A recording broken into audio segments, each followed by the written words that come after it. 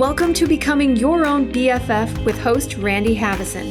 Let's agree that life gives us hurdles, but how often do we turn those hurdles into walls? Randy will give you strategies to break down the walls and clear the hurdles that are in your way. The goal of the show is to help you find happiness and joy at levels you didn't even know existed. Becoming Your Own BFF starts now. Hello, everybody. Welcome or welcome back. Thank you for joining me here today. I usually say I'm really excited to do these, and I actually am. But what I want to talk about today is pretty timely. As I've mentioned before, I am in the process of moving from Orlando to San Diego, and I am now 4 days away from the moving truck being here. So there's a lot going on. Part of what I want to do here is I always like to talk about being authentic and genuine. So today is like the perfect example of me not being at my best, but that's what life is all about. And I can still go on with my day. I don't have to be paralyzed by everything happening, even though the rush of emotions that is kind of hitting me right now is whelming. Not overwhelming, but whelming. So I want to talk about that today. I want to talk about what happens when you become emotionally aware. Because I believe that that's a huge part of building self-esteem and feeling better about who you are and where you fit in the world is getting in touch with your emotional self. You know, we're taught from very young ages to deny our emotions and stuff our emotions, turn them into something else, eat through our emotions, drink through our emotions, look through them to fulfill things about ourselves through other people, places, and things. And it doesn't work. But the double-edged sword of becoming emotionally aware is you feel things so much more intensely. And it can be a lot sometimes, especially times of drastic changes. But I think I've talked about that before, the difference between being whelmed and being overwhelmed. It's just semantics for the most part, but overwhelmed is when you're paralyzed. Whelmed is when you have a lot going on, but you're able to manage it. You do it one step at a time. And that's what I'm doing with this. I've had a lot of final things that I've done over the past few days. Yesterday, I went to my final Rotary meeting with the group that I got involved with, years ago here in Orlando. And these people, some of them have become very special to me. And to be at my last meeting, it was sad. I felt very grateful. Because, what they said to me is you'll be missed and we love having your energy around and, all of those different things. It was really great. And it's nice to be missed and I will miss them. But I really feel like it's time to move on. And when that feeling comes, it's time to listen to it. I believe that the universe gives us little signs about where it wants us to go and what it wants us to do. And the more we resist and fight it, the more life just throws curveballs because it wants us to go in a different direction and we're not doing it. So shit happens. But I found that, I kind of look at it as life is like a river. And sometimes we're in the middle of the rapids and sometimes it's like a lazy river just kind of cruising. But what I found is when we kind of go with the flow of the river and go with the current, it's an awesome ride. When we attempt to fight the currents and we want to go the other way or go a different way, that's what expends so much energy. But eventually we end up where the river's going to take us anyway, unless you get out of the river. And then you're just kind of sitting there stagnant. And I got to tell you, it is so much better to be in the river and going with the current, even during the rapids, than it is to be on the sidelines just watching the river go by. So I am in the river. I am going with the flow. And I know that I'm not going to drown. It might be rough water sometimes, but I know I'm going to be okay. I have a knowing that I'm going to be okay. And that's what happens to those of us who are on this path of self-awareness and personal development is there's a knowing that no matter what life throws at me, I'm going to be able to handle it. And I am. So I'm moving out of this house and out of an amazing area. Every night now I hear those Disney fireworks from upstairs, and I know that I only have a few days left, not even a week of enjoying the nightly fireworks at Disney. And even saying that, I feel sad. And I'm really going to miss that. What I get to replace it with, though, is watching sunset over the ocean. Pretty cool. Not every night, but there will be a sunset every night. But I won't be, directly watching it. But you know what? I don't watch the fireworks every night. I just know it's there, and knowing it's there just fills my heart. So I'm going to have that there. Also, I get to watch sunset over the ocean. So that's my replacement. And I just feel so grateful. I mean, how amazing that I get to go from nightly Disney fireworks to nightly sunsets. Wow. And my hope for you is that you find your joy and you find your place and you find the things that make you happy so that you're just fulfilled with everything going on. And even when you're dealing with sadness and hurt and shame, loneliness is something that goes away when you do become your own BFF, because you realize you're always with your best friend. There are times where I'm alone, but I never feel lonely. That is a thing of my past. I haven't felt lonely for 20 years because I know I'm always with someone that I really enjoy being with. So navigating your emotions is a really, really important part of this. And I want to talk about one other thing that happened this past week. I allude to, I had this amazing part-time, very magical job. And as a cast member at Disney, I wasn't allowed to talk about it when I was actually a cast member. But now that I have officially retired from that position, now I can talk about it. I had so much fun over the last 2 years making magic for our guests. I was the greeter at the Grand Floridian Resort. And again, it was one of those things that I fell into. I knew I wanted to be a greeter because it seemed like it was a lot of fun and there was a lot of guest interaction and, welcoming people to the resort and, birthday buttons and all the things that I would get to celebrate with our guests. And it's funny, I thought maybe I would be at the Polynesian or the Boardwalk or something like that. But I talked to casting, I want to be a greeter. And they said, oh, those are really hard to come by. And I said, well, let me know when one opens up. And she called back the next day and she said, one just opened up and it's at the Grand Floridian. I thought, what? I mean, that is, I don't know if you know the Grand Floridian Resort in Orlando at Disney World, but it is the flagship resort in all of Disney. And it's gorgeous. It has a Victorian theme, but the exterior looks like the Hotel del Coronado in San Diego. And it's so beautiful. And every day that I would go to work, I would feel so grateful that this is the place where I get to spend 2 days a week. And it was a part-time job, 2 days a week. I turned off the phone. Well, I checked the phone during my breaks and checked email, but I didn't answer a lot of emails or do a lot because I wanted to focus my attention on being at the Grand Floridian and being there for my guests. And it was so magical. The things that I was able to do there with our guests was just phenomenal. And I was there for 2 years, working a couple days a week. And I would look forward to it every week. And my position morphed a little bit. I was also able on Tuesdays, it was welcome day for all the new cast members coming to the Grand. And they let me have a few minutes to talk to the new cast members about what it was like being at the Grand and experiences that I had with the guests and to motivate them and to help them feel welcome at the Grand.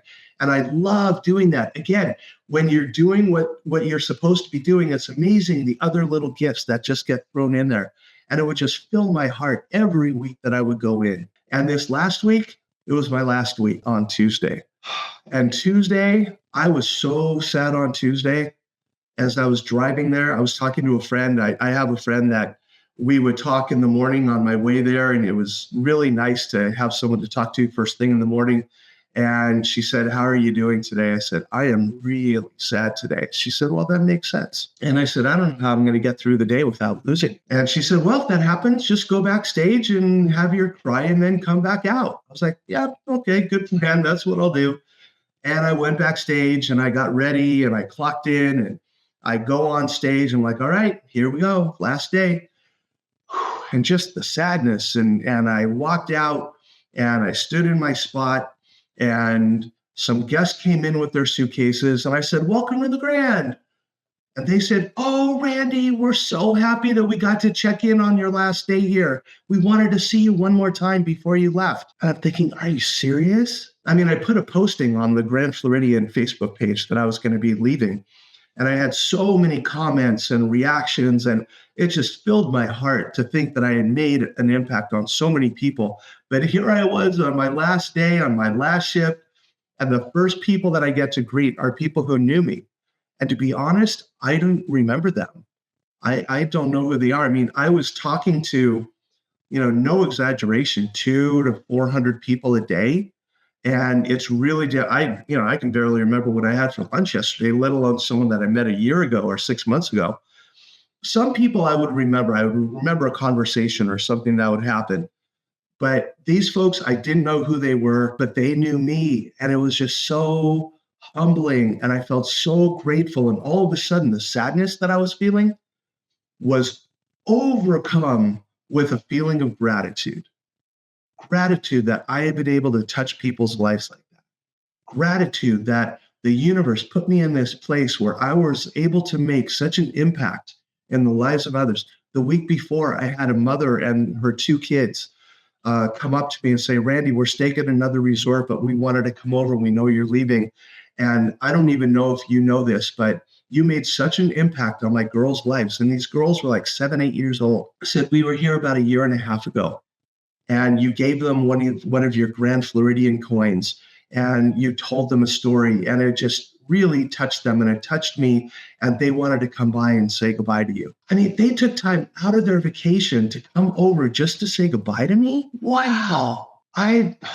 Even thinking about it now, I mean, the gratitude and that I was able to touch their lives like that. And the reason that I do this is because I want people to remember these words and apply them to their lives. I want you to apply this to your life so that you find a sense of joy and happiness unlike you've never known before. That's the goal. Because I've been doing this for a while now. And yeah, I have my downtimes. Yeah, I'm feeling very stressed right now. Can't you tell what a stress ball I am? I'm feeling the stress, but it's also filled with, that energy ball that I have that I talked about last time. My emotion ball is filled with sadness and gratitude and humility and excitement and curiosity and so many different things. And I acknowledge each one. It's not like I'm saying, "Okay, sadness, go away. I don't want to deal with you. I want to deal with the gratitude." No, no, no, no, no, no. I honor my sadness. I honor that it's there. It has a place in my life. Last night I watched the movie Sixth Sense with Bruce Willis and Haley Joel Osment, and I love that movie. I've seen it I don't know how many times. And at the end, when he tells his mother, "I can see dead people, and Grandma wanted me to give you a message," I mean, I'm bawling. I love my sadness. It is such a beautiful gift, and it's sad to me that so many men, and I was one of them, that was taught from a very young age to turn off your sadness.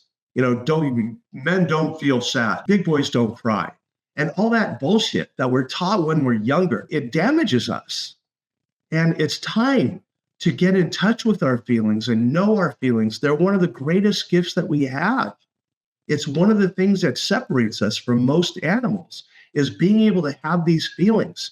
And I know a lot of people who are very emotionally sensitive that have been taught to turn that off. And I'm encouraging you now to turn it on and to see your feelings for what they really are and to not get carried away with them. I know when I first started feeling my feelings, I mean, oh my God, I would cry at McDonald's commercials. But now I just, they're heartwarming to me.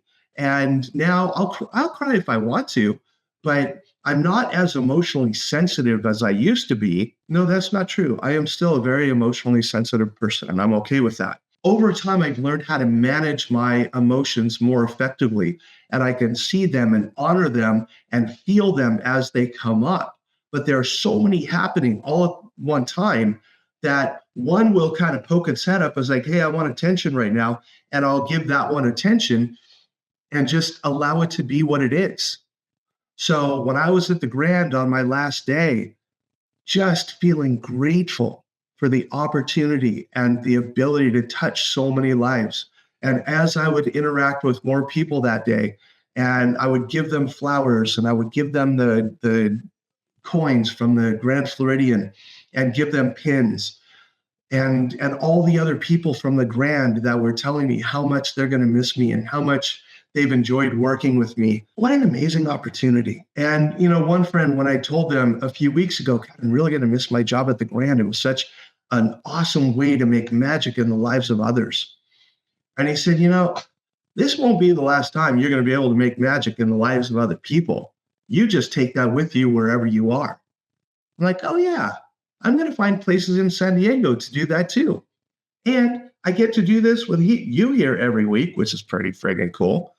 But I like doing it with the cashier at the grocery store, with, the person that I'm, holding a door open for someone. Hey, I hope you have a great day.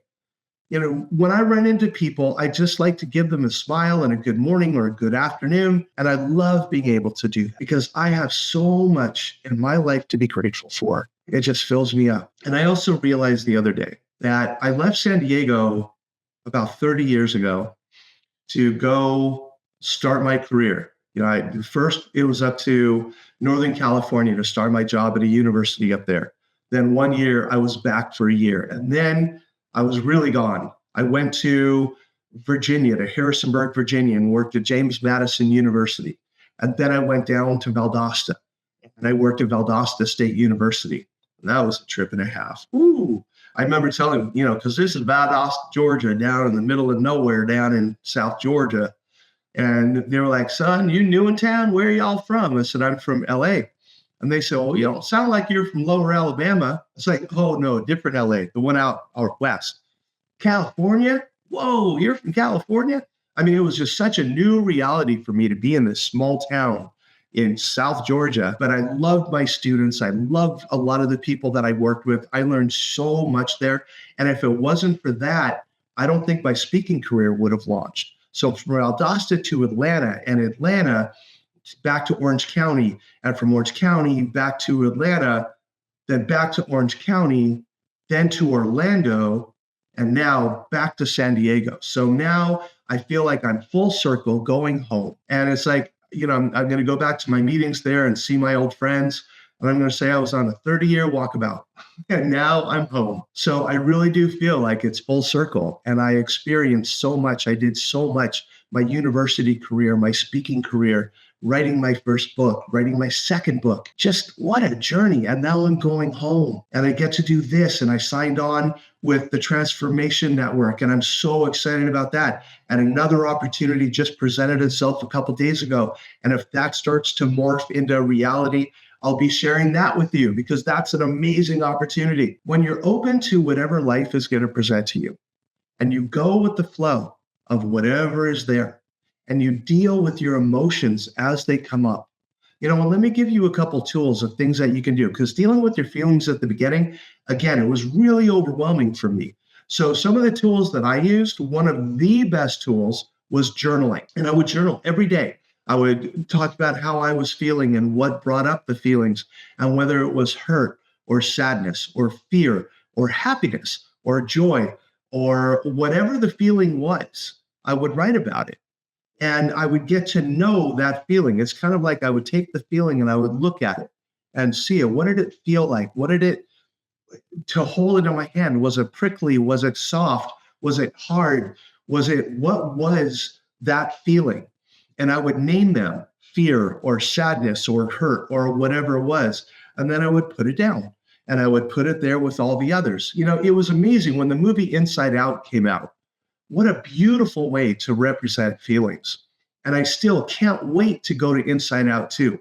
I haven't seen it yet. Kind of had a lot going on, and going to a movie, yeah, it has been difficult to make time to go to movies, but I will definitely do that once I get to San Diego, or maybe if I get done with my packing in time, maybe I can go on Sunday. We'll see. But I'm just taking it one day at a time. Getting to know your feelings, every single one of them, because sometimes, when people feel sad, boom, it becomes sad.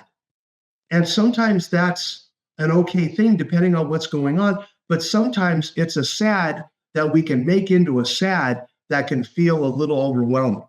When you get to know your feelings and what they sound like, what they feel like, all of the facets of your feelings, they become more manageable and they no longer overwhelm you. It's pretty cool. And it's worth the journey, and it's worth the time and the pain and the joy, because feelings, again, I think I've said this before, feelings are like a rainbow. To really experience true joy, you have to experience pure sadness. Pure fear turns into pure gratitude. I mean, feel the full breadth of your feelings, but it takes time to get to it, especially if you were taught like I was. And again, it's no fault of my parents. I don't blame anybody for this. It was the societal norm. And I don't know where it came from, maybe the Middle Ages or before, maybe cavemen, where feelings would come up and man, maybe caveman, something would happen. Oh, sad. And others were like, oh, sad. Who knows? Who knows where it came from, where men were taught that sadness was bad? Who came along and told women that anger was not okay? You get that look off your face, young lady. So women have a tendency to stuff their anger, and it comes out as sadness instead. Women tend to cry through their anger. You really made me mad. Well, if you're angry, say you're angry. And there's a difference between a feeling and an action. I'm not advocating for someone to get violent, not at all. But feel that feeling. Anger is a feeling, violence is an action. Your anger does not have to turn into violence. But getting to know your anger, getting to know your sadness, really, really important. And I hope that you get a chance to do that. Make the time to do it. Take the time, make the energy available for you to get to know your feelings. So journaling, watching movies and reading books that evoke emotion, that helps too. Talk to someone. If there's a friend that you can really talk to about your emotions, that'll help. Or a therapist or a life coach. Oh, I kind of know a life coach who in a couple of weeks is going to be taking some new clients. There are so many ways to get in touch with your feelings. Find an outlet for them. Support groups are also a really great way to do that. I remember when I started going to the anonymous programs, that was a great way for me to talk about whatever I wanted to talk about. It was awesome. So find your outlets, use the tools, and start the journey or continue your journey depending on where you are. But I got to tell you, it just keeps getting better and better and better all the time. I'm about to make this huge leap in my life. And am I scared? Yeah. But I'm so much more excited than I am scared. So go for it. And am I sad? Yes. But I'm so much more grateful than I am sad.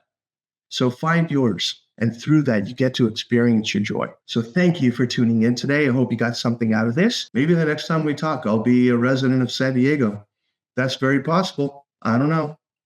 But you have a great day. Have a wonderful week. Thank you again for tuning in. This means the world to me that you're tuning in. And if you want to like or subscribe, if you're enjoying this, please do that. I love the feedback. I love the comments. Let me know what I can do to be of service. So take care. Have a good one. And I'll see you next week. Bye. You've been listening to Becoming Your Own BFF with your host, Randy Haveson. Tune in every Friday at 1:30 Pacific on transformationtalkradio.com for more tools to stop being your own worst bully and start becoming your own best friend. Learn essential skills to boost self-esteem and overcome the devastating effects of ego. By focusing on physical, mental, emotional, and spiritual well-being, you can start listening to your best friend voice rather than your inner bully voice. For more information, visit randyhaveson.com.